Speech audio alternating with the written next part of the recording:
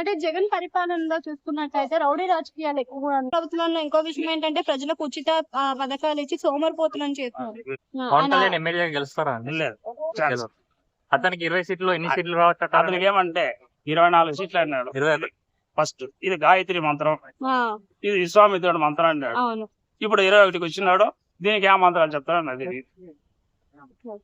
కాదండి 21కి ఎన్ని సీట్లు స్టేజ్ రావచ్చు? మీద 5 నిమిషాలు నిలవలేడు. ఉమ్. నేను ఇది వారవాహి యాత్ర చేస్తా, అది చేస్తా, ఇది చేస్తా.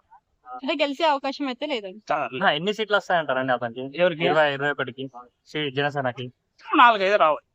మొత్తం ఏదో కొన్ని సీట్లు వస్తాయి. ఇప్పుడు ఆంధ్రప్రదేశ్ లో జనాలందరూ అంటే డెవలప్మెంట్ కోరుకుంటున్నారా, లేకపోతే ఫ్రీగా ఇచ్చేటువంటి పథకాలు కోరుకుంటున్నారా? 60% ఫ్రీ పథకాలు, 40% అంటే జనాలు ఏమనుకుంటున్నారు, మేము సోమరిపోతం అవ్వాలి అని అనుకుంటున్నారు.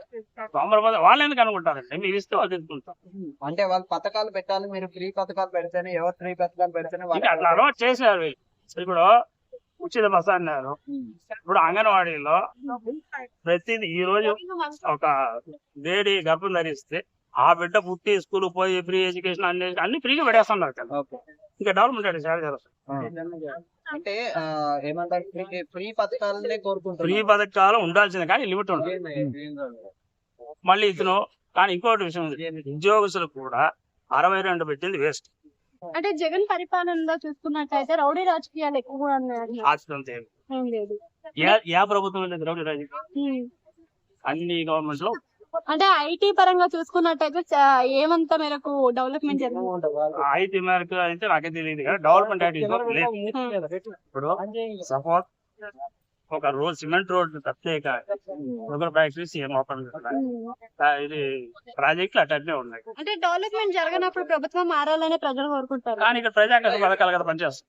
3000 పోతుంది, వాడికి ఇస్తే 3000 పోతుంది. ఇప్పుడు 4000 అంటా ఉంటాం. వైఎస్ఆర్ ప్రభుత్వంలో ఇంకో విషయం ఏంటంటే ప్రజలకు ఉచిత పథకాలు ఇచ్చి సోమరిపోతులను చేస్తున్నారు. కరెక్ట్. నిజమైన పేదవాడు వాడికి ఏ ఆసరా లేకపోతే వాడికి ఒకటికి 5000 ఇవ్వచ్చు. కానీ పెన్షన్ అంతా ఉంది. నిజమైన పేదలు చేస్తున్నారా? సో హామీల విషయానికి వస్తే బీసీలకే టికెట్ ఇస్తాను అని చెప్పి చంద్రబాబు అంటున్నారు. మరి జగన్ కూడా అది వీళ్ళ రాజకీయం. వీళ్ళు బీసీలంటే వాళ్ళు బీసీలు అంటారు, వాళ్ళు వీళ్ళు బీసీలు. ఓకే. దాన్ని మనం ఏం చేయలేము. చంద్రబాబు నాయుడు అధికారంలోకి వస్తే మరి ఎలాంటి మార్పులు చేర్పులు జరిగే అవకాశం ఉంది? ఆయన ఏమంటున్నాడు, ఇప్పుడు ఏం వస్తారు డెవలప్ అది చేసి ఆల్రెడీ ఉన్నాడు, చేయొచ్చు కదా. ఆల్రెడీ ఉన్నారు కదా, కొత్తగా చేసేది ఏం లేదు. పవన్ కళ్యాణ్ గారు కూడా హామీలు ఇస్తున్నారు కదా. పవన్ కళ్యాణ్ అది వేరే అతను సీన్ లో వద్దని ఆయన కదా వదిలేదు. ఏ ప్రభుత్వం వస్తే బాగుంది? ఇప్పుడుండే పరిస్థితుల్లో వైఎస్ఆర్ వచ్చే ఛాన్స్ ఉంది, కానీ మెజారిటీ తగ్గుతుంది. అంటే మనకి ఇప్పుడు వైఎస్ఆర్ ప్రభుత్వంలో చాలా వరకు కూడా సంక్షేమ పథకాలు అందరికీ విద్యార్థులకైతే చాలా ప్రజాకర్షణ పథకాలు అండి. కానీ ఈ గవర్నమెంట్ డెవలప్మెంట్ యాక్టివిటీస్ ప్రజాకర్షణ పథకాలు ప్రజలను చూడదు.